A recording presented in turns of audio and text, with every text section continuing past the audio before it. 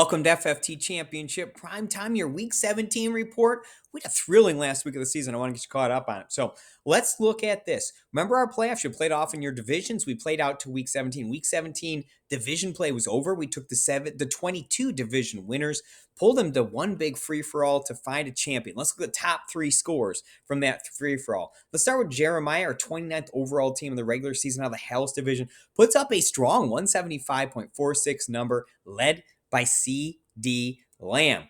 Timothy in the Taylor division, your number 13 overall regular season team, puts up a real strong 193.78 number, also led by C.D. Lamb, but it wouldn't be good enough because your top team this week was Carlos out of the Montana division, literally puts the high score of the entire season up in the finals. What a time to do it. Led by Lamar Jackson. His 5 touchdowns is awesome. Also C.D. Lamb on this team.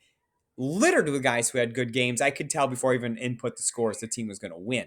Jonathan Taylor scored a touchdown. Pacheco had almost 30 points. Amon-Ra had a great game on Saturday night. Puka was going nuts out there for Los Angeles. And look at, here's Thursday night games. Cleveland defense and Njoku got him off to great starts. His lowest scoring player is Tyler Bass at 9 points. Awesome. Absolutely awesome by Carlos. Let's look at Carlos. A 10-3 regular season. He was the top seed in the Manning division, 7th overall finisher in the regular season. Actually, the 6th most points scored in the regular season out of 308 teams. That's ridiculously good. And then look at his playoff scores. A 148.4 divisional semifinals, a 177.3 divisional finals, and then 230 in the free-for-all. This team scored some points this year. Carlos has been an original member of this league, joined us back in 2020 when I started this league. Wasn't a great year in 2020. We only had 216 teams in that first year. It was 152nd, so a bottom kind of feeder there at 5-8. Improved to 6-8 the following year, jumped up to 145. We did add another division of teams. We're up to 19 divisions of teams that following year. But last year really took a big step forward. We were at 336 teams, and he was able to finish 79th overall at 9-5. And of course, this year, to the victor goes to spoils. The champ is awesome. He joins David from 2020, Benji from 2021, and Matt Corrado from last year in 2022. We now have 4 different champions of the FFT Championship. Congratulations, Carlos. I love it when you OGs get the job done. So proud to have you as our champion this year. Now, looking at your divisional, as free-for-all, I should say, a lot of high scores this week. You really had to play well to do well. We had Tyler, 12th overall team, 174.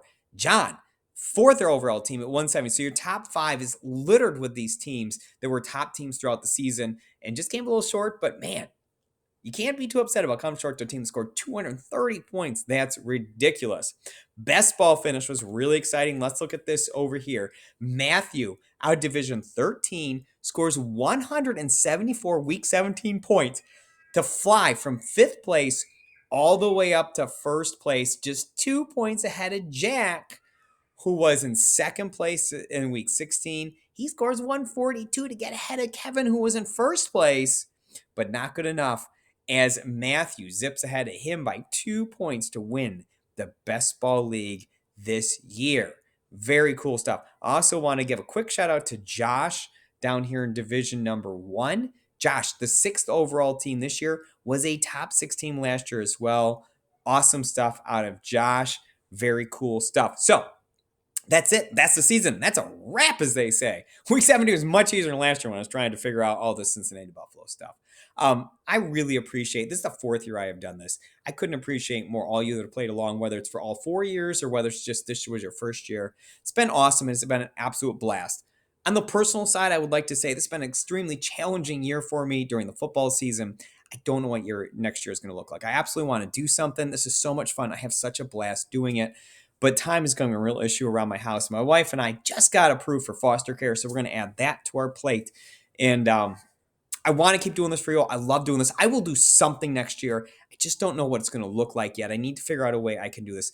It was hard. It didn't roll out great in August, and it was just kind of a hard year for me. So I've thoroughly enjoyed doing this with you for the last 4 years. I look forward to reaching out to all of you in the summer and hopefully getting to the air for year 5 of the FFT Championship. We will talk to you next year.